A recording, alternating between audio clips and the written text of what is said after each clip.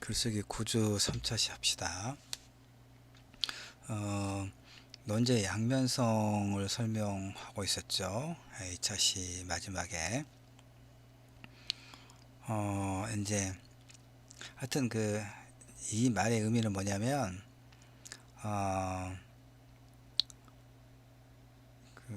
지금 계속 내가 논증적 에세이와 관련해서 논제는 그 사형제도를 가지고 예를 들어서 계속 예를 많이 들고 있습니다. 왜냐하면 이게 찬반이 굉장히 첨예하고 각각의 논리가 서로 상당히 타당성이 있기 때문에 그렇게 합니다. 어쨌든 이런 사형제도와 관련된 여러 이제 사형제도를 폐지해야 된다거나 사형제도를 폐지해서는 안 된다 하는 서로 충돌하는 이런 이제 주장의 근거들이 있잖아요. 이런 주장들은 어느 쪽에서 사안을 보는가와 어느 시각에 좀 더 무게를 둘 것인가에 따라서 논란의 소지가 많다고 할 수 있어요. 그러니까 유능한 토론가가 되기 위해서는, 또는 이제 이런 이제 글쓰기를 잘하기 위해서는 이 논제의 양면성이 내포하고 있는 이런 속성을 잘 이해할 필요가 있어요. 무슨 얘기냐면 논제는 흑백 논리, 양단적 사고방식에 의해서 의사결정을 요구할 수 없다는 것을 우리가 이해를 해야 돼요.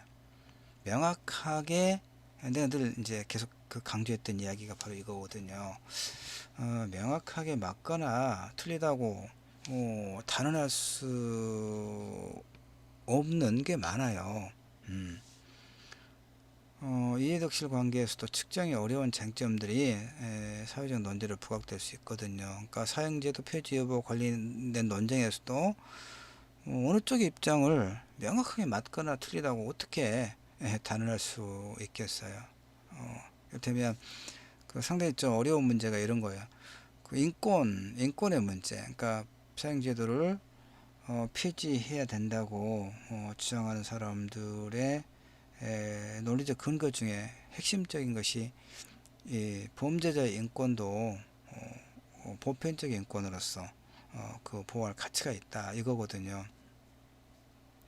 이걸 부정하기는 사실 어려워요. 부정하기는 어렵습니다. 그런데 실제 사형수들의 범죄 사실을 보면 그들에게 무슨 인권을 말할 수 있단 말인가, 이런 생각이 또 들기도 해요. 어렵습니다. 그다음에 정치적 악용 가능성 같은 경우는 이제 지금 민주주의가 상당히 발전했다고 생각되잖아요, 우리가. 그래서 의원처럼 7, 80년대처럼 사형제도를 정치적 반대자들을 악용할 그럴 이제 계기는 없다는 생각이 들긴 해요. 왜냐하면 현재 사형수 62명은 사형제 정치적인 측면과는 전혀 관계가 없거든요. 그러나 이제 사실 어떻게 알 수가 있어요? 정치라고 어떤 역사라고 하는 것은 이렇게 일직선으로 진보해 가는 게 아니잖아요. 앞에 나아갔다가 다시 뒤로 퇴보했다가 또 여러 가지 어떤 험난한 이제 희생의 대가를 치르고 또 좀씩 앞으로 가고, 이런 게 역사거든요. 민주주의라고 하는 측면에서도. 그러니까 언제 어떻게 정치적 환경이 급변해서 사형제도가 일단 남아 있다면 얼마든지 정치적으로 악용할 가능성이 있지 않겠어요? 그렇기 때문에 이렇게 그다음에 또 하나만 더 이야기하면, 사형제도, 그러니까 사형을 집행함으로써 그런 흉악한 범죄를 예방하고 그 예방 효과가 있는가와 관련해서도 서로 의견이 달라요. 근데 미국만 하더라도 이제 주마다 사형제도를 유지하고 있는 국가가 있고 유지하고 있는 주가 있고 폐지한 주가 있는데, 이제 예전에 어떤 조사 기사를 내가 봤는데 그렇게 돼 있더라고요. 사형을 이렇게 집행을 하면 일정한 기간에는 이제 경각심이 있는 거예요. 그래서 그런 범죄 발생 비율이 좀 이렇게 낮아진다는 통계가 있어요. 근데 조금 지나면 언제 그랬냐는 듯이 사람들이 또 다시 그런 범죄가 일어난다는 거예요. 그래서 사용제도를 그 폐지를 주장하는 쪽에서는 이렇게 사용제도가 그 심각한 범죄를 예방한다고 하는 그런 그 문제에 있어서 실제로 그 증명할 수 없다 이렇게 이야기하거든요. 그러니까 바로 그거예요.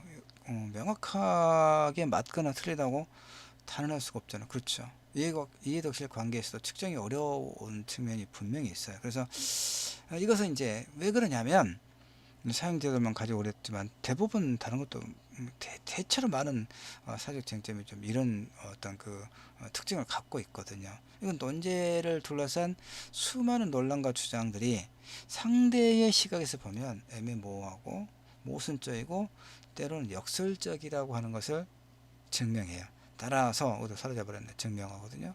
따라서 논쟁의 과정은 감성적 인내, 아까 그 경청을 하는 데 있어서 어떤 그 인내가 필요하다고 했잖아요. 감성적 인내, 참아야 된다 하거든.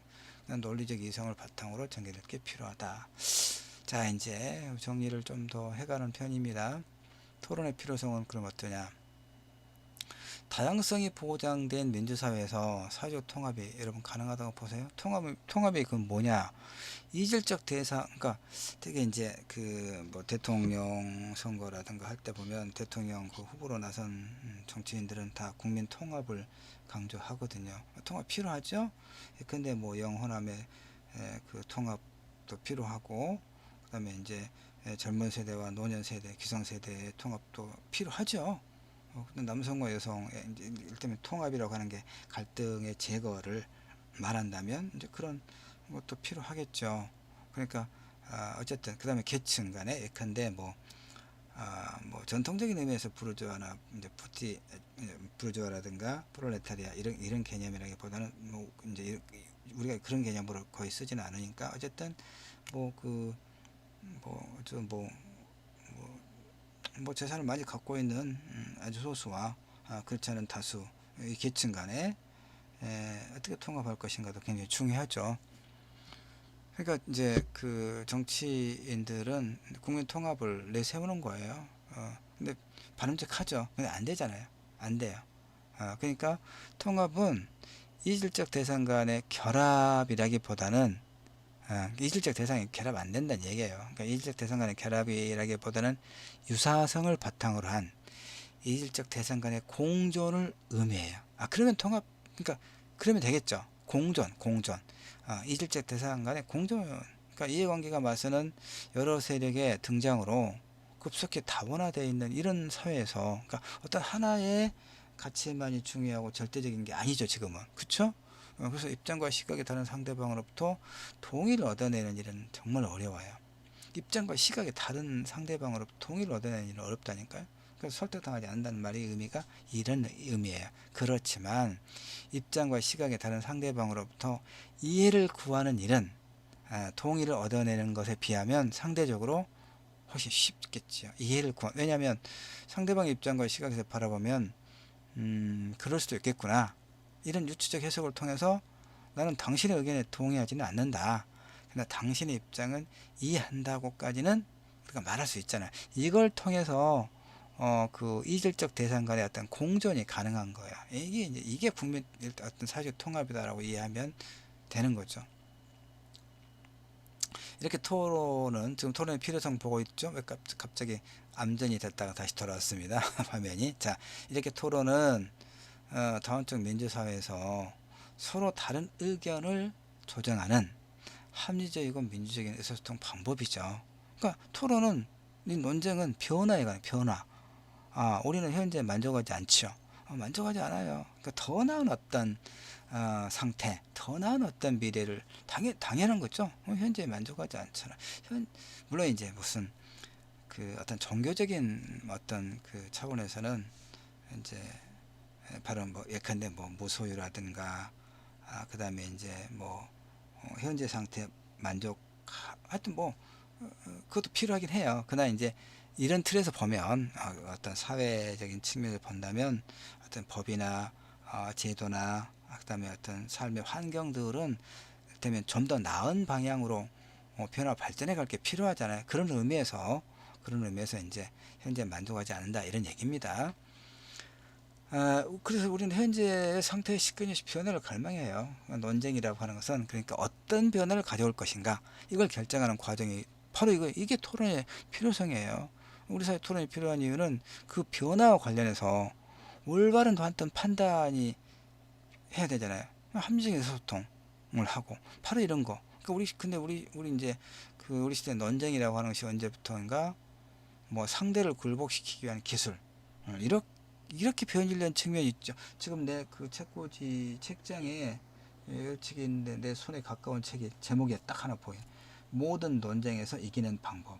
어떻게 모든 논쟁에서 이길 수 있겠어요, 그쵸? 근데 이런 이제 하나의 그 스킬을 그 이제 나도 이제 이런 논문 쓰기 위해서 아마 이런 책을 또 사서 보고 뭐 이렇게 소재에다 책꽂이에다 꽂아놨던 모양인데 이런 책을 기본적으로 난 좋아하진 않아요.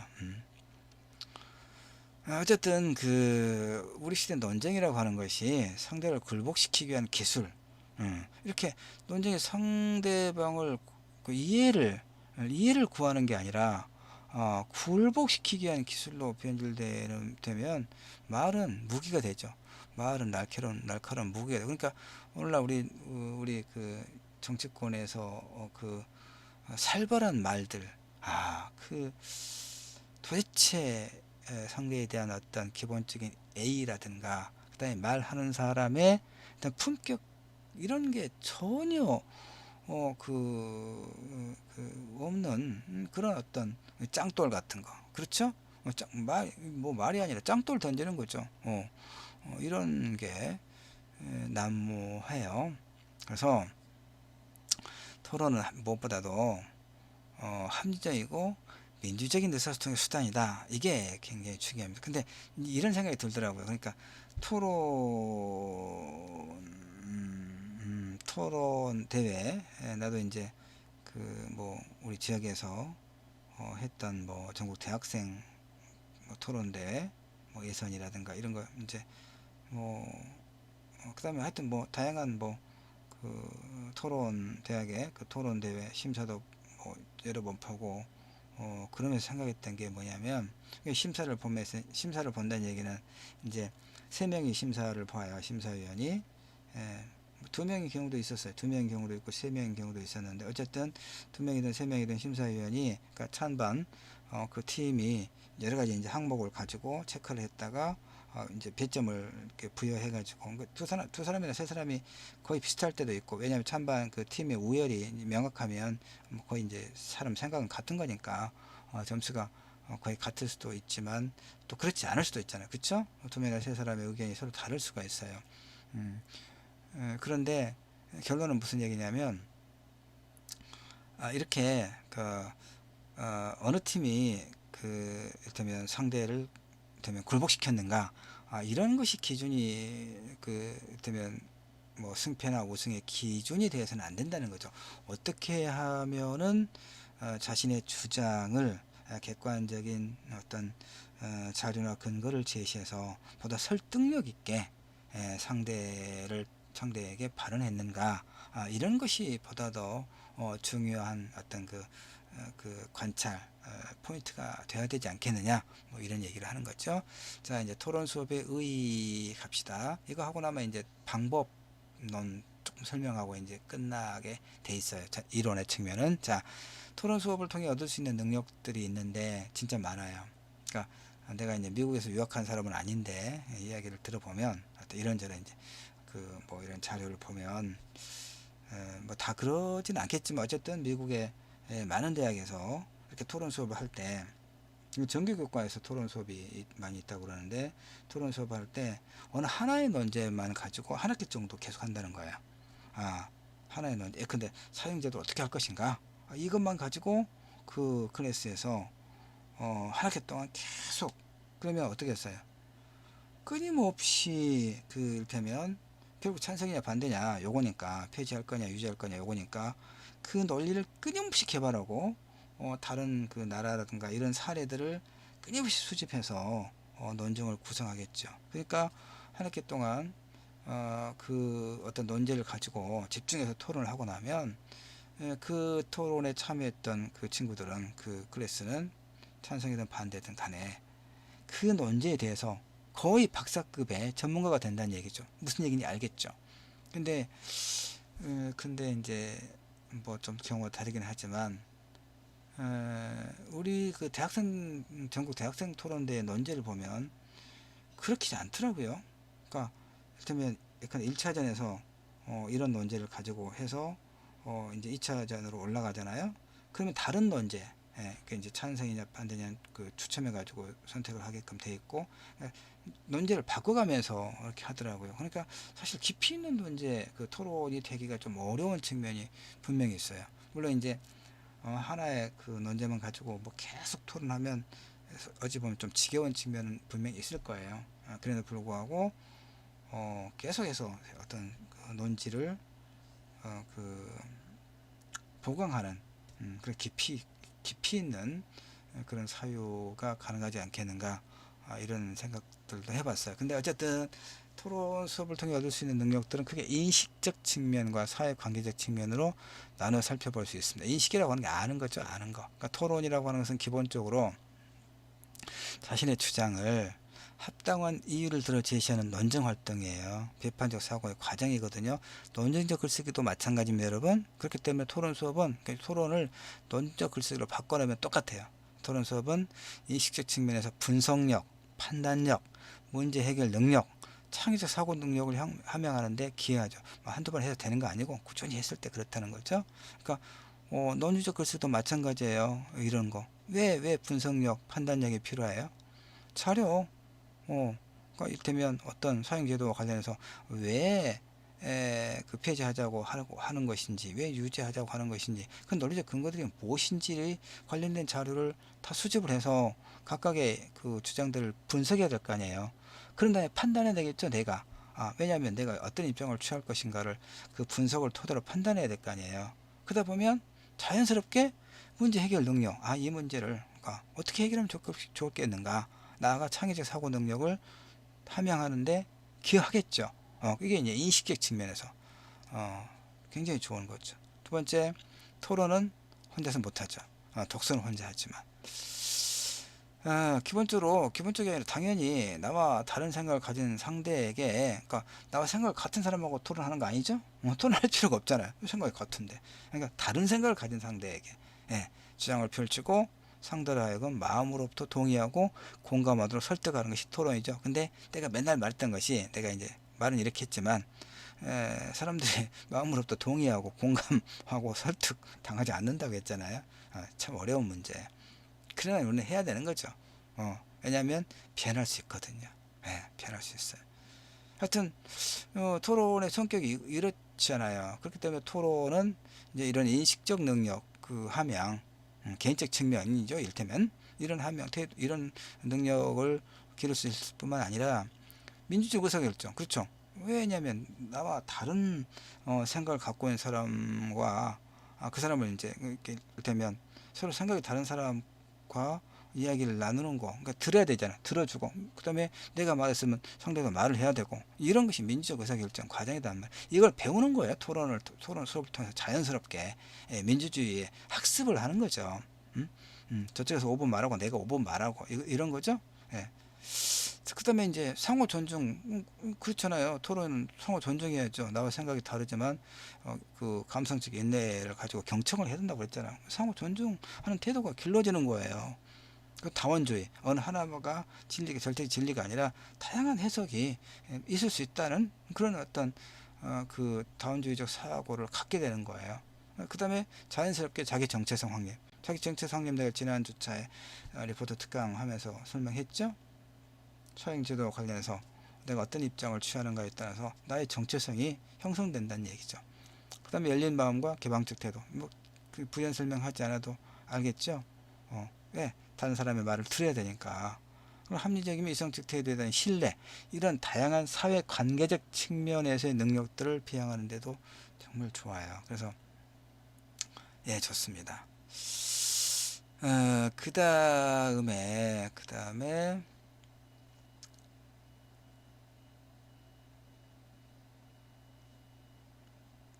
이제 토론 수업을 이제 준비할 때 논제를 선정하고, 이것을 이제 토론 수업의 준비를 논제적 에세이의 준비 과정 이렇게 고쳐서 여러분 이해해도 충분합니다. 논제 선정, 논제, 토론 대상을 선정해야 되겠죠. 그러니까 여러분 이제 나중에 이 공부 끝나고 이제 내가 언제까지 2차 리포트, 응? 정식 리포트 20점짜리 30, 3차죠. 제일 마지막에 내는 거니까 내가 계속 혼란스러워. 첫 번째가 뭐였죠? 우리 리포트가 성찰적 에세이. 두 번째는 아직 내라고 하지 않았지만 비평문. 세 번째가 논증적 에세이. 그다음에 중간고사 대체하는 게 이제 비평적 에세이, 논증적 에세이 한 페이지짜리 쓰라고 했었고, 하여튼 이 이제 논증적 에세이 쓸 때 논제를 정해야 되죠. 무엇에 대해 쓸 것인가 이거예요. 그러니까 토론의 문제는 문제와 기회의 의미를 동시에 지니더라. 다시 말해 토론 주제의 인지 과정은 개인의 문제가 아니라 집단의 문제. 다시 말해서 쉽게 말해서 이거예요. 여러분이 논증적 에세이를 쓸 때 무엇을 대상으로 쓸까? 무엇을 쓸까? 그런데 낙태를 좀 더 합법화, 현실을 반영해서 낙태 합법화의 범위를 좀 더 늘려야 되지 않느냐, 이런 주장을 할 수도 있겠죠. 그러니까 이런 논제를 가지고 예컨대 토론을 하거나 논증적 에세이를 쓸 수 있겠죠. 사용제도 마찬가지고. 그러니까 이 어떤 그 대상을 써야 되는 거죠. 그것은 결국 뭐냐면 개인의 문제가 아니라는 얘기죠. 그렇죠? 사회 문제, 우리 사회. 그러니까 논증적 에세이, 토론의 논제를 정하거나 논증적 에세이의 대상, 논제를 정할 때는 당연히 개인의 문제가 아니라, 물론 개인의 문제가 사회의 문제에 연결되긴 하지만 개인적 고민을 논제로 삼는 게 아니라는 얘기죠. 우리 사회가, 우리 사회 구성원들이 공히 그 담론의 장에서 이거 해결이 되겠다라고 생각하는 어떤 문제가 있을 거 아니에요. 이런 문제를 찾아서 논제를 정해야 된다, 이런 말이 알겠죠? 그 다음에 이제 논제를 서술하고, 이 방법입니다. 단계, 프로세스. 논제를 잡았으면 논제를 서술해야 되는 거죠. 하나의 중심적인 논쟁점만을 표현해야 된다, 뭐 이런 얘기고, 그 다음에 이제 뭐 사용제도, 사용제도는 유지돼야 된다, 또는 뭐 폐지돼야 된다, 이렇게 제목 잡아야 이런 얘기죠. 그 다음에 이제 분석하는 거, 자료 수집을 해야 돼요. 인터넷만 가지고 안 된다고 여러 번 내가 시간 날 때마다 강조했을 거예요. 기회 있을 때마다. 논제 분석은 논제의 성격과 쟁점을 파악하는 그런 활동이죠. 그러니까 자료 수집을 위해서는 적어도 논제에서 쟁점이 되는 문제가 뭐냐, 무엇을 중심으로 자료를 수집하고 조사해야 되는가, 이런 논제 분석 과정을 거쳐야 되는 거죠. 그 다음에 이제 뭐 조사하고 무엇을 조사할 것인가, 뭐 이제 특히 이제 자료는 인터넷에만 의지 말고 원자료를 찾는 방법이 제일 중요하죠. 도서관에 들어가서 그 인터넷으로 포털에서 도서관 들어가서 그 자료 검색한다거나 이렇게 하면 굉장히 좋죠. 자료 조사가 끝난 다음에 내가 이제 여러분에게 내가 자료를 찾아서 이렇게 좀 올려주기도 하고 그럴 거예요. 그다음 다음 주차부터 같이 좀 검토하고 그럴 겁니다. 이렇게 자료 조사가 끝난 다음에는 뭐 해야 돼요? 조사된 자료를 분류 정리해야 돼요. 그 다음에 뭐 입장별로, 주장별로, 논거별로. 그러니까 이제 우리가 토론 수업을 할 때는 이제 이렇게 여러 이제 모둠을 구성해 가지고 각각 이렇게 역할을 분담해서 하고, 그러면 서로 협동학습이 되고 서로 이제 또 친밀한 어떤 관계도 형성되고, 그런 토론은 좀 게으른 사람이 있어서 우리가 흔히 하는 말로 숟가락 얹는 친구들도 하나씩 있긴 있습니다만은 대체로 열심히 하죠. 자료 출처와 제목, 이런 페이지 수, 출처 잘 매입 기록해 둬야 돼요. 자료 정리가 끝난 후에는 자료에 대한 검증을 꼼꼼하게 하고, 그 다음에 최근의 자료를 항상 놓치면 안 돼요. 어떤 법과 제도는 이렇게 변화가 많잖아요. 그러니까 그 자료를 수집하고 정리할 때 좀 게으르게 하면 안 돼요. 가장 최근의 자료를 놓치면 논증이라든가 글쓰기가 엉망이 될 수도 있겠죠. 예컨대 예를 들면 사용제도가 폐지됐다고 해봐요. 이제 법적으로 폐지가 돼버렸어요. 근데 근데 이제 좀 극단적인 경우를 쉽게 설명하는 거예요. 근데 그걸 모르고 사용제도가 폐지돼야 한다 이렇게 주장해 버리면 얼마나 우습게 되겠어요. 그러겠죠? 이미 사형제도 엊그저께 이를테면 예를 들어서 뭐 2020년 3월 30일자로 사형제도가 폐지됐다. 근데 우리가 이제 그걸 모를 수도 있겠잖아요. 뭐 별 관심이 없었다면. 근데 이제 관련된 토론을 하거나 그랬을 때 그걸 모르고 사형제도가 폐지된다 이렇게 주장하면 엉망이 된다 이런 의미입니다. 그러니까 가장 최근의 자료를 놓치지 않고 잘 찾아서 확인할 게 필요하다 이 얘기입니다. 그다음에 이제 그 자료 출처가 신뢰할 만한 것인가를 항상 확인할 필요가 있습니다. 자, 여기까지 해서 구조차는 이제 그 노녀적 에세이에 관련된 글을 공부하기 전 단계로 토론 수업 이제 구조가 같으니까 토론 수업에 관한 여러 가지 이야기를 좀 했습니다. 이것을 여러 번 말했지만 토론이라고 하는 것을 논리적 에세이로 바꿔서 적용해서 읽어도 그대로 거의 100% 거의 적용이 된다 이런 얘기입니다. 자, 여기까지 해서 구조차 우리 글쓰기 수업을 마치도록 하겠습니다. 여러분 고생하셨습니다.